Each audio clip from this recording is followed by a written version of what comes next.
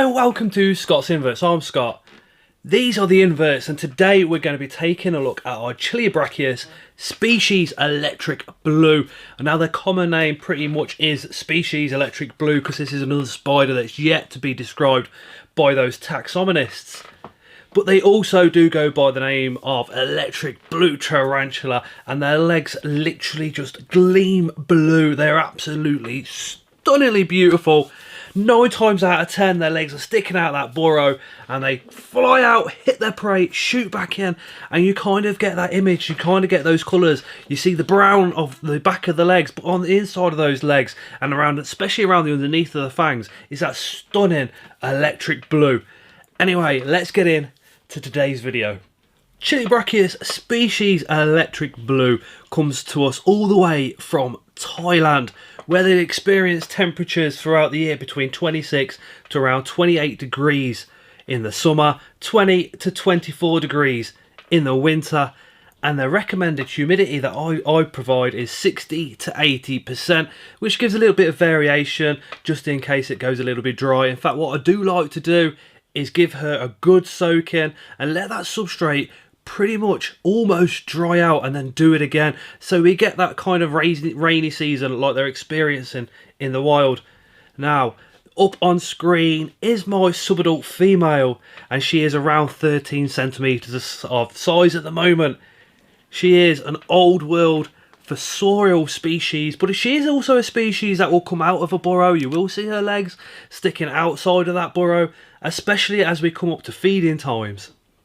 Now they do create quite a lot of web inside their burrow to hold up the sides, but then more importantly it comes out of the burrow as well, and it goes all across the floor, up the sides of your enclosure. Now this is for protection as well as for food, so she knows you're there before you actually do yourself. And it's the same with the live feeding as well. We put dubias in for her, red runners, Mario worms. She can feel those vibrations and she will come flying out and absolutely destroy her prey. Now these females live between 10 to 12 years, maturing at around 8 years, and the males can live up to 3 years, whereas the males can mature around 16 months to 2 years of age. They're pretty much a medium to fast growth rate. They're old world, so those urticating hairs we haven't got to worry about, but they have got some pretty potent venom. So this is another species that we literally just want to treat like a fish in a fish tank. We put it in there, we leave her alone, and we view her from a distance. They are pretty quick at throwing that fret pose up, and when they do that it's really easy just to stop for a couple of seconds and take a good look, because with her legs up in the air, all that blueness coming on down those legs and across her fangs, she really is a stunningly beautiful spider. Now as far as the setup goes, we want to be doing a fossorial setup with around, for an adult, around 8 to 12 inches of substrate. We want to try and get a drainage layer in because that humidity is up, so you need to be putting that water in there. We also want to create a bit of a moss blanket across the top of the soil, again, just to hold that humidity down in the soil so it stops it from evaporating as quickly.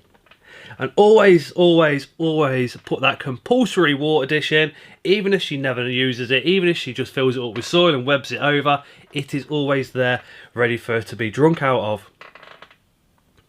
I find with my female, she kind of hides a lot of the time down inside a burrow, and 80% of the time you don't see her, but if I come in the room at night time, she does sit with her legs sticking outside of the burrow, and it looks absolutely awesome. It is worth also noting that as slings, they do require a sling pot with substrate in so they can burrow down again, and as that sling gets bigger into a large sling, increase the size of that enclosure, and then just keep increasing it as your spider grows. Now the males are sexually dimorphic from the females. So as you see on screen, mine is a subadult, so she's still brown. She will darken off a lot more in the next molt, and those blues on her leg are going to absolutely pop as they do every single molt. But the males, when they reach sexual maturity, they don't have their blue. What they do have is brown and light brown. So their brown is down the legs, with the second portion of each single leg being a light brown, and then going back down to the last portion as being dark brown. And of course they do have their tribal hooks as well, and they do look absolutely stunning. It's a bit strange when you pair them together because they do almost look like two different spiders with that sexual dimorphism. In fact, I think what we're going to do pretty soon is get together with a few other creators maybe and try and do a sexual dimorphism video where we show the males next to the females of as many species as we can get. I think that would be really important, not just for you guys but for me as well. Anyway, this girl also is not for beginners. I can't stress that enough. This girl, although she will chill out in her burrow for most of the time, is absolutely rapid, and as slings they can bolt when you're trying to rehouse them, and they'll fly off and disappear, and you do have to go around searching for them. Boom! So that was our Chilobrachys species Electric Blue, an absolute stunningly beautiful species. I think when she actually molts and does her final molt, and those blues really do pop out, I'll do an update video and link this one to it because she's going to look absolutely gorgeous. And if you do want one, and if you're in the UK, I had a quick look round the seller's site. Spot Spiders have them. They seem to be the cheapest out there as well. I think they're around 16 quid. Pop along, pick one of those up. But yeah, they're absolutely stunning. I can't recommend this species enough. If you're into your old worlds, and if you've been keeping things like Balfours and OBTs, get yourself one of these fossorial species. They're absolutely gorgeous. Anyway, thank you so much for watching. This Tuesday is indeed another live, and we're having Phil on. The last time Phil was here was 6 months ago, and it has been that long. We've got a lot catching up to do. It's Phil from Incredible Inverts and Other Animals.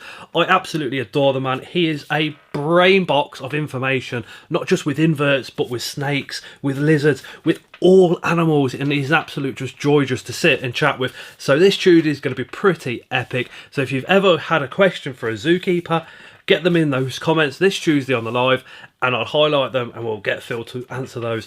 Anyway guys, thank you so much, and a massive shout out to all the channel members, especially the new ones as well. Thank you for supporting the channel. I really do appreciate every single one of you. We've just done a channel member only live, which was awesome. Anyway, thank you guys, and as always, we shall see you again on the next one.